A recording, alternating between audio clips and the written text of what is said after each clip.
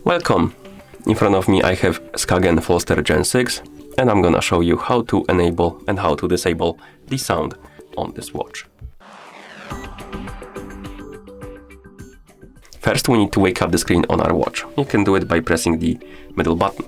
After you wake up the screen, you should see the current watch face, basically the home screen. And once you see the screen, swipe down from the top of the screen to open the quick panel. On this panel, you should see a bunch of icons, and one of them should look like the speaker. This is the sound icon.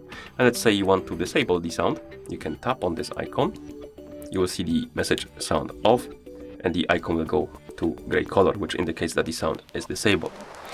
So now you won't hear any sound from your watch. And if you want to turn on the sound, turn the sound back on, you open the quick panel, tap on the icon. You will see the sound on message and the icon will get highlighted. It will be blue, which indicates that the sound is enabled. And that's how you enable and how you disable the sound on this watch.